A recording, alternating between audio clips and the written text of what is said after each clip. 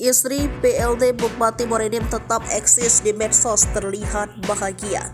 Beberapa hari terakhir ramai kabar dugaan perselingkuhan PLT Bupati Muarajambi Ahmad Usmarwi Kafah. Pria yang belum dilantik oleh Gubernur Herman Deru itu diduga punya hubungan dengan seorang oknum ASN di Pemkot Palembang. Kabar terbaru oknum ASN berinisial M tersebut sudah mengundurkan diri. Hanya saja belum ada kabar dirinya memberikan klarifikasi terkait informasi yang sudah ramai di publik. Sementara Kafah hingga 14 September 2023 masih bungkam.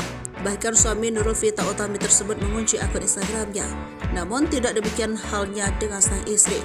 Nurul terkesan tidak terganggu akan kabar tak sedap yang sedang melanda suaminya. Terpantau dari Instagram bernama Nurul Vita Utami, Nurul tetap rajin update postingan. Pada 14 September 2023, Nurul membuat instastory di mana dirinya sedang menjalankan peran sebagai ketua tim PKK Kabupaten Muarajambi. Pada salah satu video terlihat foto dinding Nurul dan Kafah tengah bersanding. Wajahnya lengkap dengan riasan terlihat sumringah dengan setiap kali berpose di depan kamera. Beberapa netizen mengomentari foto Nurul berlatar pemandangan air terjun yang dipuji bak seorang gadis ABG. Padahal menurut netizen tersebut Nurul sudah memiliki 3 anak. PLT Bupati Muarajambi dikabarkan terseret skandal video viral asusila. Dalam video tersebut sudah tersebar luas di media sosial. Adapun sosok wanita tersebut diduga merupakan ASN atau pejabat pemerintahan di Pemkot Palembang.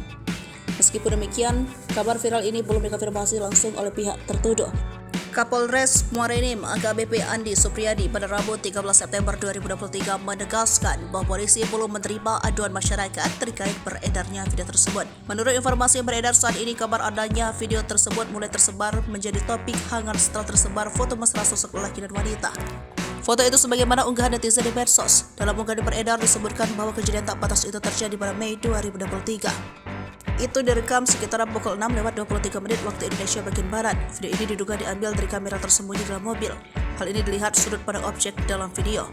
Perlu dicatat, video ini menunjukkan adegan yang cukup gelap, membuat identifikasi pihak-pihak yang terlibat menjadi sulit.